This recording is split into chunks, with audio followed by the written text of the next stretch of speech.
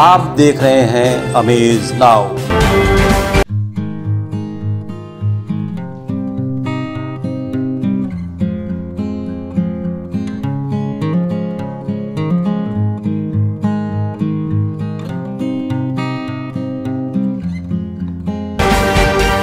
नमस्कार, मैं हूं अरविंद श्रीवास्तव। आज आपके सामने लेकर आए हैं हम एक खास कार्यक्रम मुद्दा। स्वागत है आप सभी का। क्या कोरोना का थर्ड वेव आ सकता है? क्या यूपी में लग सकता है संपूर्ण लॉकडाउन?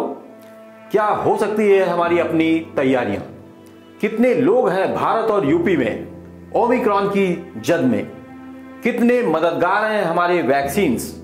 हमारा स्वास्थ्य अमला कितनी तैयारियों से लैस है? क्या है WHO की इस बार की गाइडलाइंस और ग्राउंड रिपोर्ट? आलम यह है कि रात्रिकालीन कोरोना कर्फ्यू यूपी सरकार ने घोषित कर रखा है। राजनीतिक पार्टियों के इस माहौल में क्या होनी चाहिए मॉरल ड्यूटीज? आम आदमी को कौन कौन से प्रिवेंटिव्स लेने चाहिए? आइए देखते हैं यही सब कुछ आज मुद्दा में।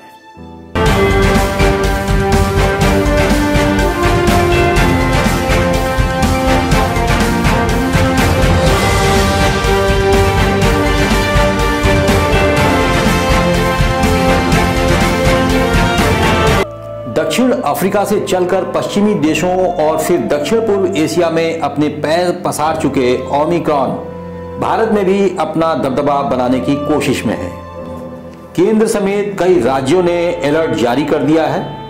इसी क्रम में यूपी में 25 दिसंबर की रात 11 बजे से सुबह 5 बजे तक का कर्फ्यू घोषित किया गया है। इससे पहले महाराष्ट्र, मध्य प्रदेश, राजस्थान की सरकारों ने भी अपने कमर कस लिया है। अब सवाल यह है कि सर्दी की छुट्टियों के तुरंत बाद 14 जनवरी से लगन शादी विवाह शुरू हो जाएंगे।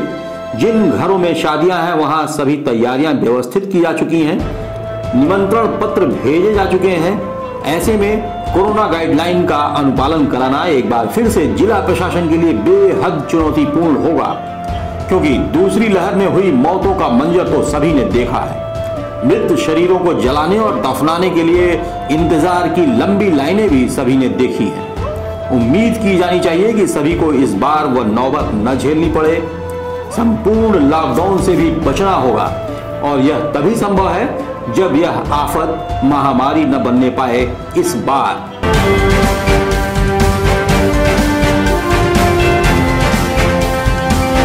हमारे यहाँ कोविड को लेकर काफ़ी अच्छी तैयारी है।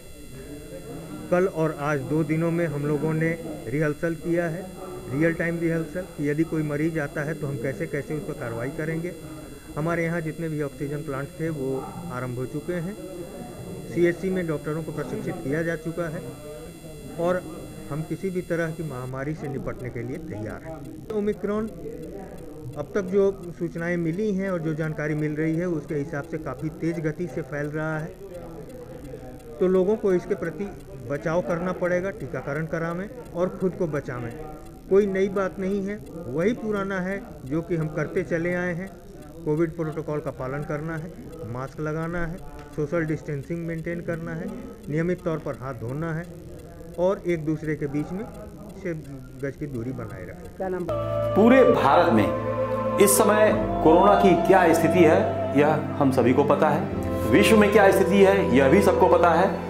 ओमिक्रॉन की क्या स्थिति है जो अभी लेटेस्ट जानकारी आई है उसके मुताबिक हम आपको आगाह करना चाहेंगे कि पूरे भारत में 1710 केसेस ओमिक्रॉन के अब तक आए हैं और उसमें भी जो लिस्ट है अलग अलग राज्यवार ब्यौरा जो मिला हुआ है वो महाराष्ट्र में सबसे ज्यादा 510 केसेस ओमिक्रॉन के, दिल्ली में 351 केसेस, केरला में 151 और गुजरात में 136, तमिलनाडु में 121, राजस्थान में 120, तेलंगाना में 67, कर्नाटक में 76, हरियाणा में 63, उड़ीसा में 37, वेस्ट बंगाल में 20, आंध्रा में 17, MP में 9, यूपी में 8, उत्तराखंड में 8, चंडीगढ़ में 3, जम्मू कश्मीर में 3, अंडमान में 2, गोवा में 1, हिमाचल प्रदेश में 1, लद्दाख में 1, मणिपुर में 1 और पंजाब में भी 1। सुकून की बात यह है कि हमारे उत्तर प्रदेश के बगल का राज्य बिहार अभी ओमिक्रॉन की चपेट से दूर है, ऐसा दिख रहा है। लेकिन वहीं पर जिस तरीके से कोरोना के पिछले वेरिएंट्स की जो तादाद है उनमें उनकी जो संख्या बढ़ती दिख रही है, यह भी सबसे ज़्यादा चिंतनीय है।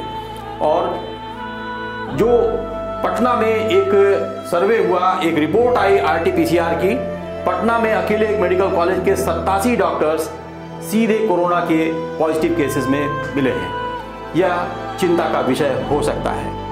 पिछले 24 घंटों में 33,750 केसेस पॉजिटिव हुए हैं और जिसमें यह रिपोर्ट इंडिया की है, जिसमें 123 डेथ यानी कि मृत्यु हुई है।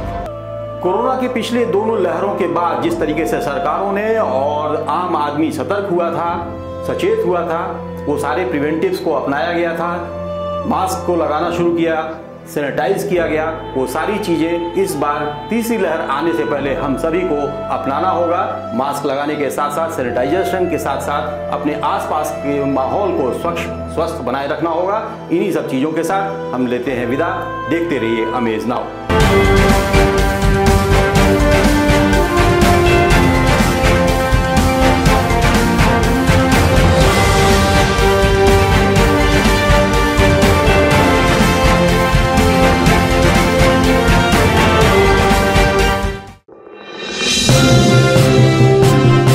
आप देख रहे हैं अमेज नाउ।